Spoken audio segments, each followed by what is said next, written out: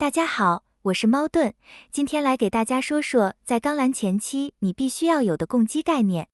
什么是共机？简单来说，就是两位机师共同使用一台机兵的意思。那么，在什么情况下机师可以共机？在需要分兵，同时出动2或3支队伍时，机师就可以共机。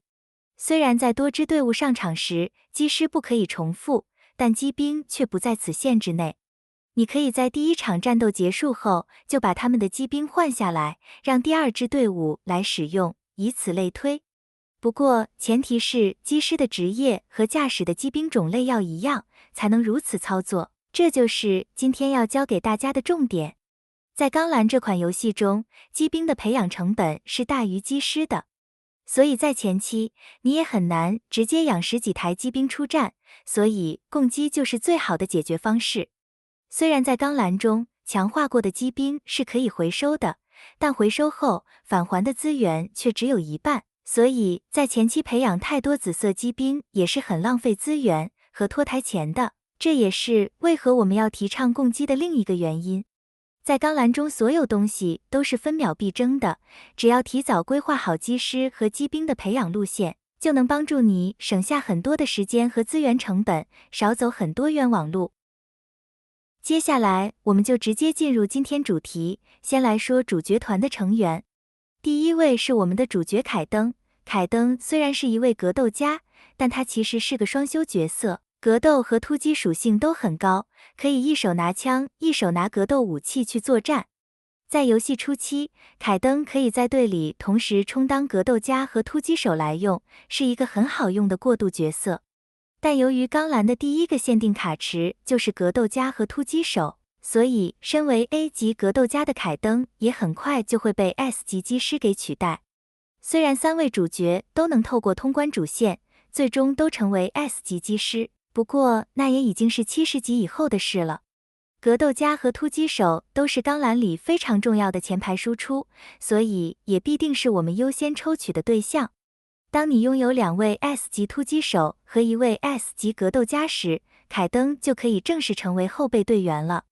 凯登使用的是轻型机兵，武器是霰弹枪和打桩机，日后可以和凯登的上位版马库斯以及轻型突击手一姐弗列达共机。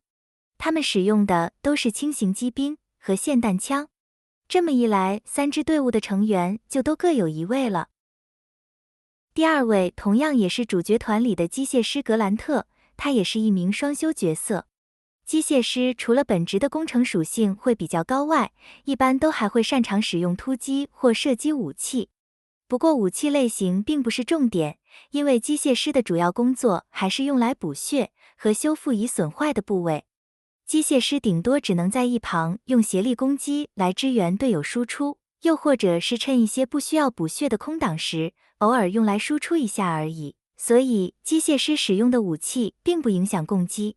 机兵在作战的途中免不了一定会出现损毁，如果没有机械师为你修复损毁的部位，根本就无法继续作战下去，所以机械师也是每支队伍必带的职业。也正是因为这个原因，所以游戏在第3天才又送了1位 S 级机师赛文给你，为的就是让你在分兵时还有机械师可以使用。拿到赛文后，就可以主力培养赛文，而格兰特就可以正式进入替补队了。不过由于3支队伍就会需要3位机械师，而开局的 S 级机械师只有2位，所以格兰特还是要养的。格兰特可以和赛文、梅丽莎共机，所有机械师使用的都是中型机兵，所以机械师要共机还是比较容易的。第3位机械师罗娜会在比较后期才登场，在抽到她之前，格兰特一直都可以在后备队里上场。如果你在前期没有抽到梅丽莎，你可能也会被迫要使用另一位 A 级机械师加雷斯来替补上阵第3队。第3位要介绍的是狙击手戴娜。戴娜算是3位主角里唯一还可以留在正选队伍里的角色了。狙击手的特点就是射程远，并且都有瞄准的技能，擅长针对敌方的弱点来攻击。哪个部位血量最低就打哪边，优先以打爆对手的部位为主。可以针对性地打掉对方装备武器的手臂，让他失去进攻的能力。打爆格斗家的脚，以阻止他们近身，又或者一枪直接打爆躯干等等。总之就是一个非常好用的职业。通常在一支队伍里，至少都会携带一名狙击手出场。在后期，只要不是有大 boss 的关卡，我都偏爱使用双狙击手上场。另外2位也使用中型机兵的 S 级狙击手是娜塔莉亚和肖尼，但由于他们都更偏向后期和功能项，所以一般不会优先去抽取他们。娜塔莉亚是一位定点不移动的狙击手，而肖尼则是更擅长使用电磁炮的狙击手。如果你不小心歪中了他们，也可以使用他们来和戴娜共击。但如果你没有抽中上面2位 S 级狙击手，那你也可以考虑把 A 级狙击手温斯顿给养起来。温斯顿的特点是会在主动攻击后为命中的目标添加短路状态。短路会在目标行动结束时对所有部位造成 7% 最大耐久值的伤害，也就是一般游戏里常说的真伤，这是它最好用的地方。第4位，我们就顺势的介绍一下另一位 S 级狙击手希尔维亚。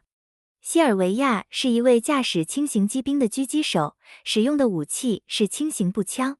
希尔维亚也是目前最好用的狙击手，因为只要他的手盾还在，他就可以自由瞄准任何部位来进行攻击。可以自由瞄准选择攻击哪里，这样的技能有多高的战略价值就不用多说了吧。希尔维亚的下位攻击是 A 级狙击手艾丽森。艾丽森是一位辅助型狙击手，他可以使部位被命中的概率提升。只要艾丽森先打躯干，躯干就会被添加命中提升，后续其他技师的攻击也会有更多的概率会命中躯干。艾丽森的技能中也有使我方协力攻击提升，甚至是使我方全体友军同时发动协力攻击，而又不消耗协力次数的技能。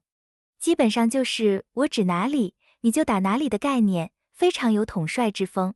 相信大家都有过被驾驶大家伙的威廉卡关的经验，艾丽森在打这种大 boss 时是有奇效的。单独找 boss 单挑就是找死，善用协力攻击围攻 boss 才是取胜之道。我们接着来说一说主角团的战友安娜。安娜的职业是守护者，守护者最大的作用就是替身旁的队友扛伤害。守护者一般都驾驶重型机兵，因为重型机兵的机甲和耐久值都比较高，不然也没办法帮队友扛伤害。不过守护者在钢蓝是一个比较冷门的职业，只有在一些特殊的场合里，你才可能会需要它。比如需要保护 NPC 的关卡，需要有人帮忙挡下敌方简易的关卡，在这类型的关卡里，如果你有守护者，就能帮助你更容易通关。不过对于氪金玩家来说，能暴力解决的事情，又何必要用守护者来慢慢通关呢？所以守护者属于可练也可不练的职业。但对于无氪玩家来说，即便守护者的优先程度不高，也可以考虑练一只起来备用。无氪玩家抽不了太多 S 级机师，所以在初期可能还是需要暂时使用安娜来过渡。等到你抽到其他更好的机师后，就可以不用养安娜了。但如果你有抽到或歪到 S 级守护者，比如迪拉卡，也可以慢慢把它养起来，以方便日后通关用。至于共击的角色，前面也说了，需要守护者的场合并不会太多，所以也没有共击的必要。守护者使用的都是重型机兵，如果真要共击，其实也没什么难度，安娜和迪拉卡都可以共用一台机兵。最后一位主角团的队友是第7天会送的 S 级战术家奈奥米，一旦到手就可以把它练起来。战术家作为一个超远程攻击的职业，基本上也是每场战斗都至少会派一位上场的。奈奥米会连带橙色机兵、日弩也一起送，所以前期养起来也不会浪费。由于战术家需要搭载火箭或导弹，需要很大的出力，所以也只有中型机兵可以负荷，共击起来也很容易。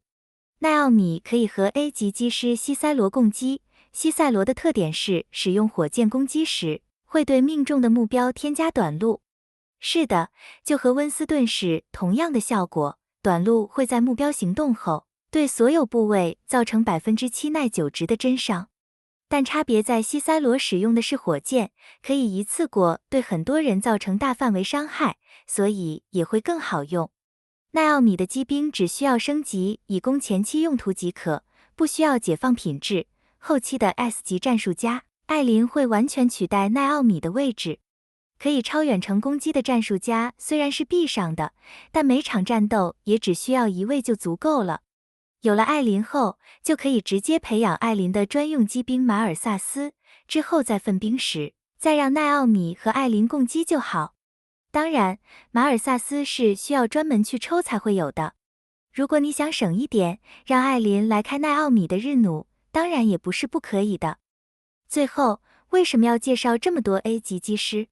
除了可以共击外，主要也是因为在拓殖任务这里，会硬性的要求你去升级一定数量的机师等级，而他所求的数量一定都是永超过你现在拥有的 S 级机师数量的，所以你一定要用 A 级机师来凑数。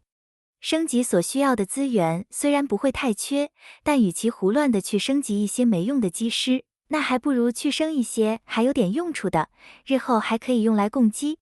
培养机师需要的资源基本都不会太缺，因为全都可以用体力来换。所有资源中只有仿生超导体会比较缺，所以不能乱用。仿生超导体是用来开启算力上限的，这东西只能给主力使用，可千万不要随便就用掉了。好了，今天的视频就分享到这里，感谢大家的收看，我们下期再见。